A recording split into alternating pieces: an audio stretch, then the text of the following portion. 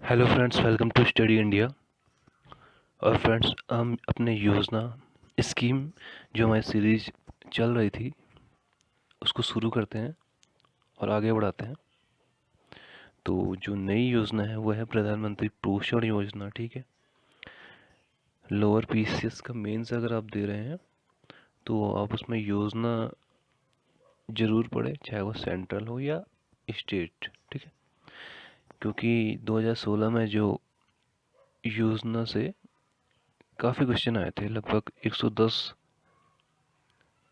Number के question आपको मिले थे पहले पेपर में मेंस के।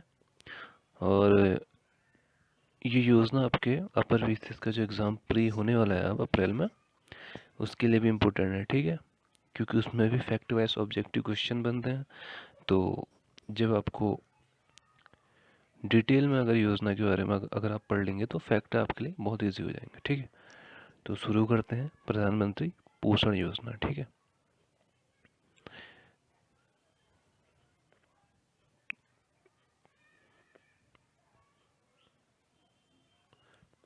तो चलते हैं।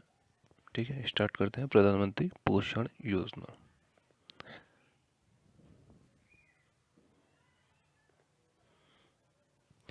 देश में सरकारी और सरकारी सहायता प्राप्त स्कूलों में विद्यार्थियों को पका हुआ भोजन उपलब्ध कराने वाली वर्षों पुरानी जो मिड डे मील स्कीम थी। ठीक है, तो जो 15 अगस्त 1995 में हमारे देश में मिड डे मील स्कीम चलाई गई थी। ठीक है, मध्याह्न भोजन की योजना। ठीक है,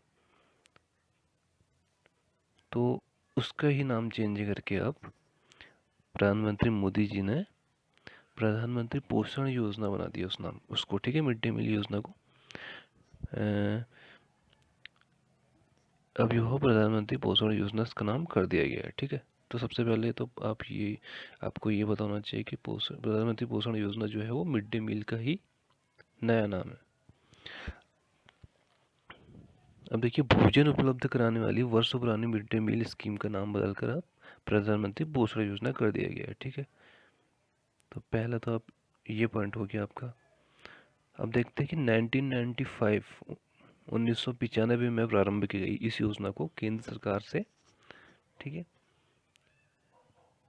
5,40,61.73 करोड़ और राज्य सरकारों और केंद्र शासित प्रदेशों के प्रशासन से 31,733.17 करोड़ के वित्तीय परिव्यय के साथ 2021-22 से 2025-26 तक 5 वर्ष की अवधि के लिए जारी रखने की स्वीकृति प्रधानमंत्री की अध्यक्षता में आर्थिक मामलों की मंत्रिमंडलीय समिति ने 29 सितंबर 2021 को प्रदान की। ठीक है, तो क्या कहते हैं,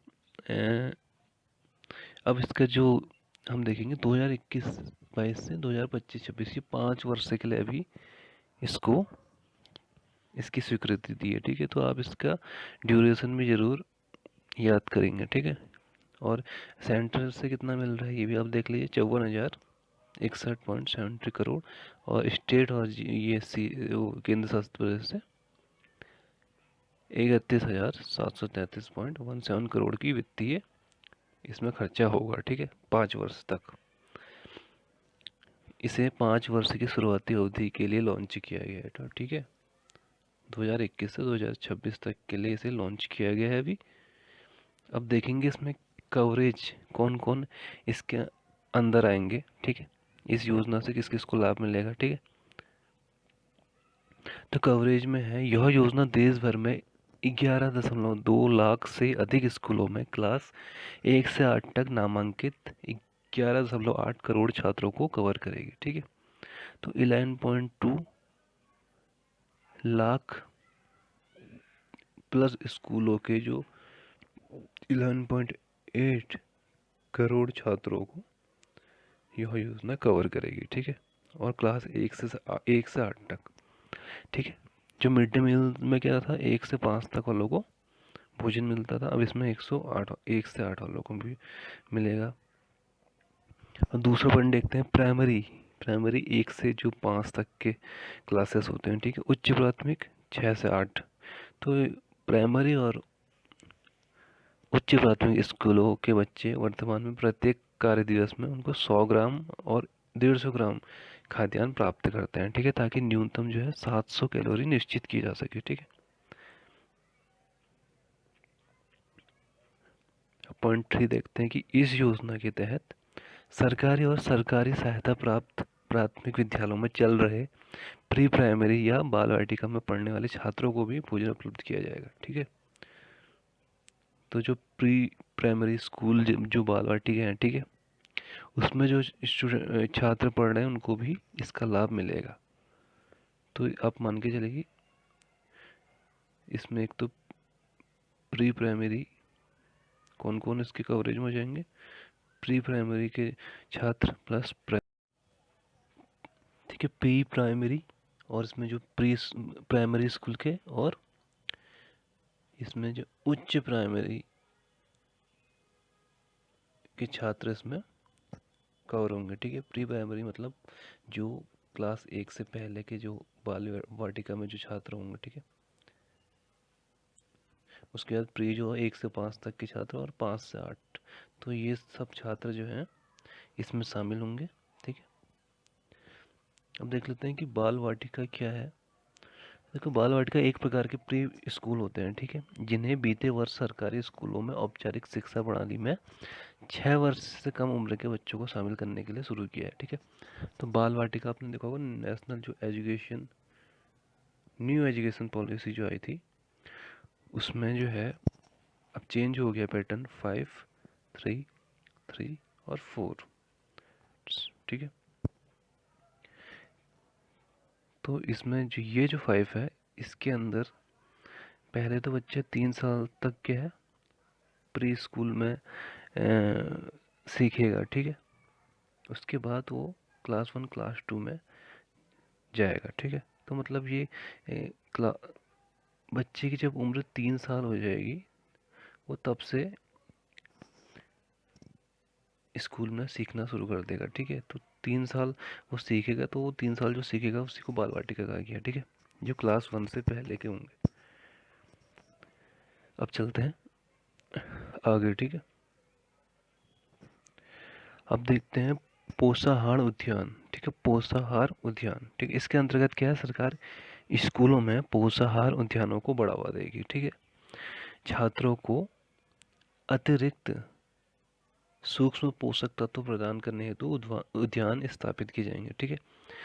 तो ये भी राष्ट्रीय पोषण मिशन के अंदर ही आता है पोषाहार उद्यान, ठीक है। यह स्कूलों में ही में क्या होगा, पोषाहार उद्यानों को बढ़ावा देगी सरकार। इसमें क्या होगा, छात्र को जो है अतिरिक्त जो सूक्ष्म पोषक तत्व, ठीक है, प्रदान करने हेतु इस टाइप के उद्यान स्थापित करेंगे, ठीक है। अब देखते हैं एक तिथि भोजन की अवधारणा भी है इसमें, कॉन्सेप्ट ऑफ तिथि भोजन।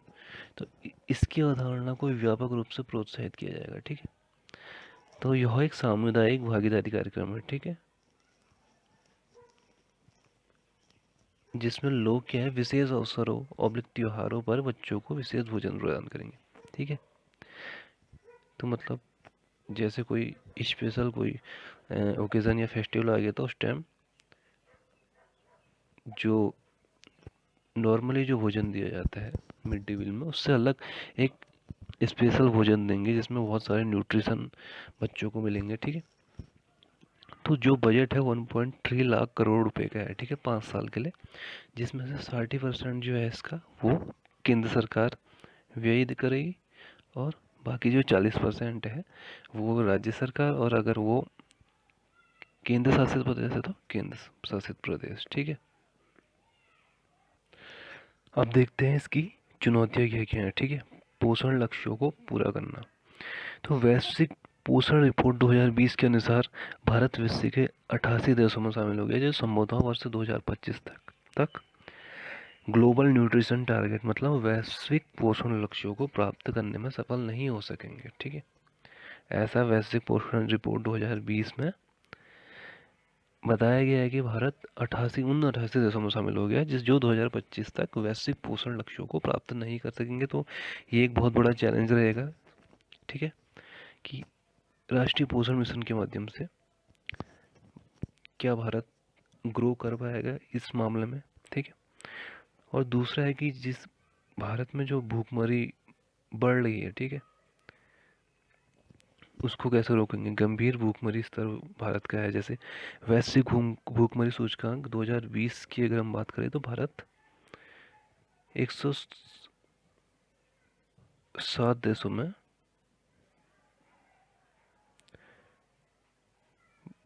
भारत का स्थान जो था वो 94 स्थान पर रहा। तो आप समझ सकते हैं कि कितना नीचे है भारत, ठीक है। 107 देशों में उसका 94 स्थान रहा है, ठीक है। तो ये बहुत डेंजर स्थिति है कुपोषण के मामले में भारत की, ठीक है। तो इसको भारत चाहेगा कि वो जल्द से कुपोषण को पूरी तरह से ख़त्म करे, ठीक है। कुपोषण का खतरा, ठीक है। राष्ट्रीय परिवार स्वास्थ्य सर्वेक्षण के 5 के अनुसार देश में कई राज्यों में कुपोषण की स्थिति में सुधार के बावजूद एक बार पुनः कुपोषण के मामलों में वृद्धि दर्ज की गई है, ठीक है।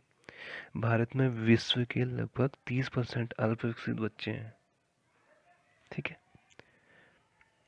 तो 30% जो है world global under developed child हैं भारत में, ठीक है, विश्व के। और 5 वर्ष से कम उम्र के लगभग 50% गंभीर रूप से कमजोर हैं, ठीक है। तो ये सिचुएशन है भारत की। तो जो राष्ट्रीय पोषण मिशन है, इससे क्या होगा, जो जो भी इंडेक्स जारी हो रहे हैं उनमें सुधार होगा, ठीक है। और इससे कुपोषण कम होगा, ठीक है, भारत में। और इस क्योंकि न्यूट्रिशन अगर अच्छा मिलेगा बच्चों को तो कुपोषण कम होगा। और इसके एक फ़ायदा और भी है कि स्कूलों में इनरोलमेंट ज़्यादा होगा, ठीक है, नामांकन ज़्यादा होगा। और बच्चों को खाना घर से खुद नहीं लाना पड़ेगा, जैसे कि मिड डे मील में जैसा था वैसे ही इसमें भी किया गया है। तो ये था राष्ट्रीय पोषण मिशन, ठीक है। अब देखेंगे नेक्स्ट वीडियो में नई योजना। धन्यवाद।